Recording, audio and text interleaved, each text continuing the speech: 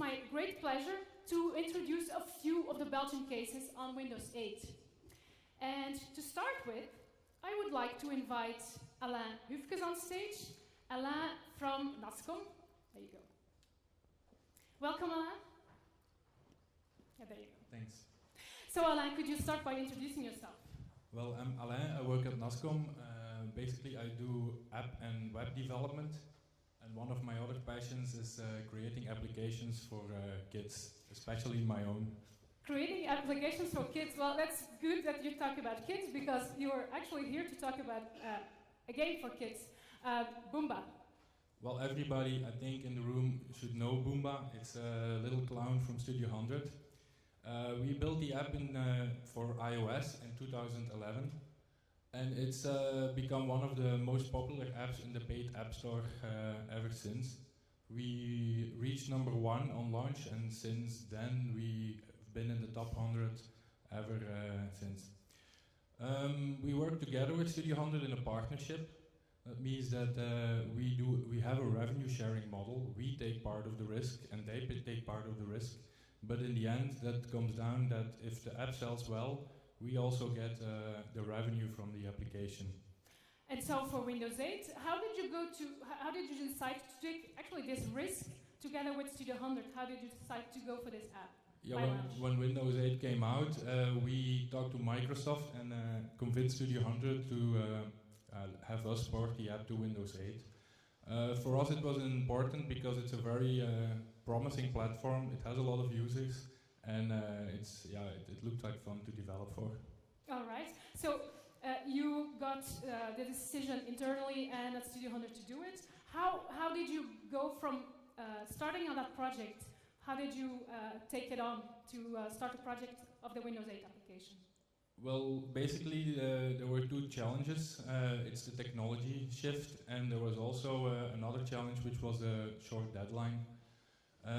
We got the final approval for the project end of August, and to be on launch, to be there with the app for the launch of Windows 8, we had to submit the app before the 1st of October. So that was pretty short, and we really wanted to be there on launch. Like 1 month? So basically 1 month, yeah. So what did you do on testing the different ways of technical solutions? How did you take that on? So the technology was the second challenge. We built the original app using a native game engine, Cocos 2D. Mm-hmm. It's a very promising engine because there is also a cross-platform version now where you can develop games using C++ or using HTML5. Then the other framework we looked at was CreateES. CreateES is a JavaScript framework which is used for making games and interactive applications for the web. Mm-hmm. So you took a close look at those two frameworks. Which one? How did you actually decide on the right one? What process did you go through? We did some experiments first, of course, tried out the different technologies.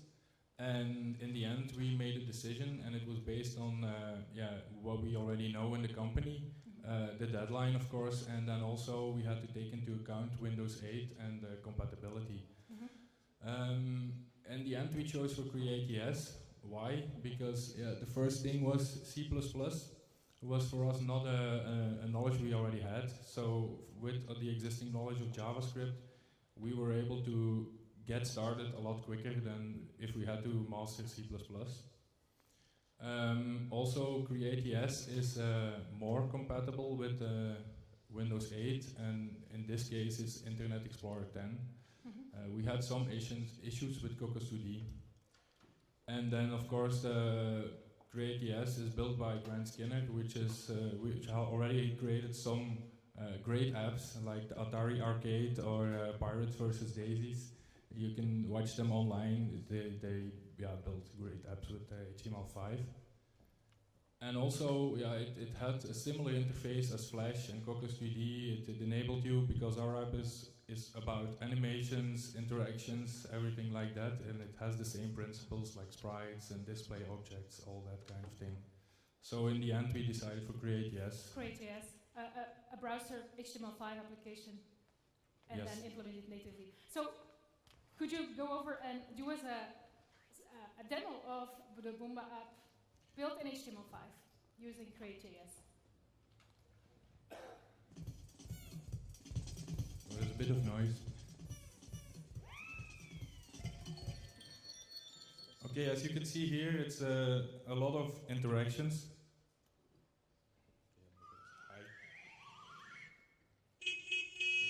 So basically what we really needed was a framework that could have animations and all that. The good part here is that because we already built the app, we could reuse most of the assets.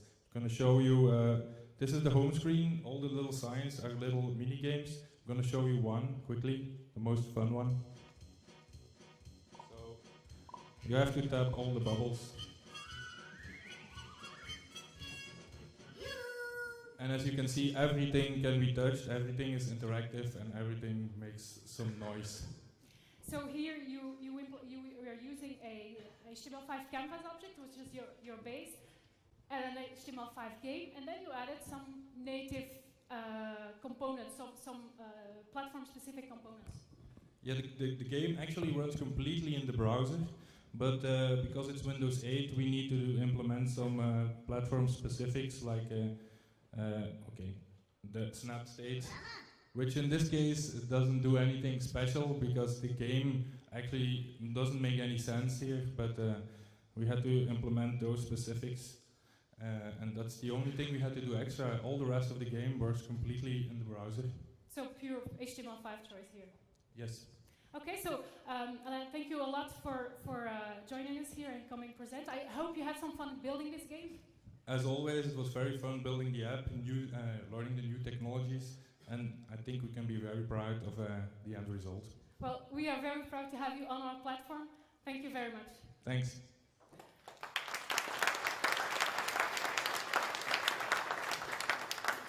Thanks a lot. So this is one case, HTML5, migration from iOS. Now